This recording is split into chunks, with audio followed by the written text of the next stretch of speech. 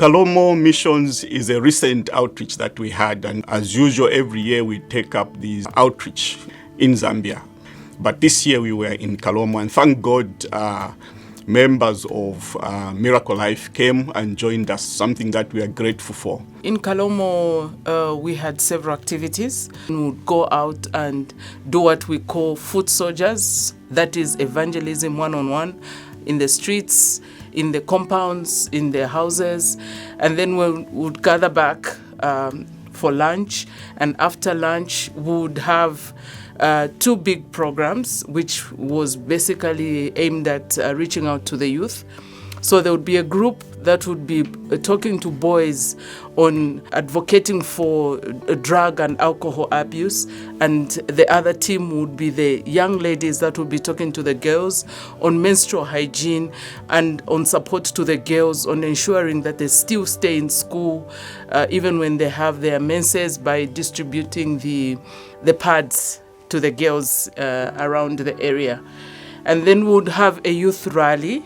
And then part of, after the youth rally, it would culminate into a football match, and would be able to share the message.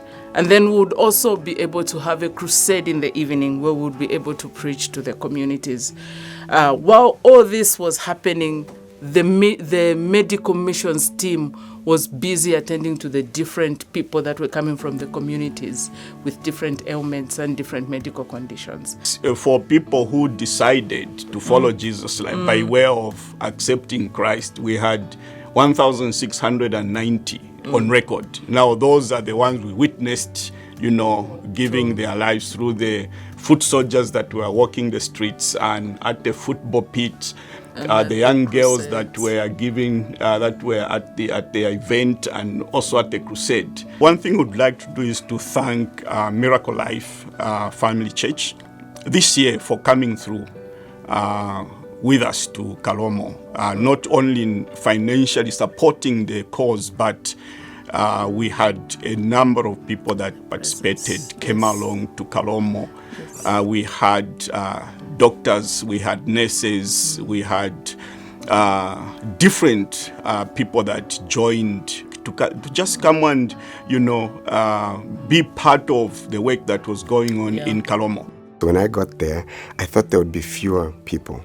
But when we got there, the first day we had over 100 people lining up, hungry to be attended to. By the end of the day, we had almost 20 cases that needed intervention at another level. So we went to a hospital called Namyanga Mission Hospital. A very committed team was there. So at that hospital, we did operative deliveries. We removed masses from people that have been bothering them for years. And we also did cervical cancer treatment, or at least initiating treatment to get to refer to the next level of care. There was one particular patient that had a mass, which we call a lipoma, and it was growing at the back of his head. And so he had been accused in the village of practicing witchcraft because he had this mass, and it bothered him so much. The following day, we operated on him. The mass was out. It was quite a huge lipoma. And we discharged him, but he stayed on. Most of our cases would run up until 19, 20, 21 hours. But he stayed on and waited for us. So we saw him the following morning. And when we saw him, he just said, "I wanted to say thank you. You don't know what you've done. This is a miracle for me."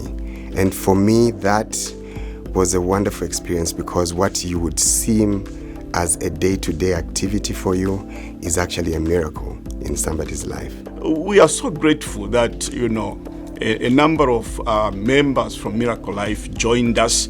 They beefed up the team. They provided more hands. We were able to do more things because they came on board. And I was wondering, if they didn't come on board, what would have happened? We would have been lacking in some areas, because wherever we go, we happen to get this crowd of people, and we are wondering, so what are we going to do with them? And I think it created synergy between us, that we could realize we have strengths to work together. As a church, we have strength to work together, and if we did so several times, we could win more people to Christ.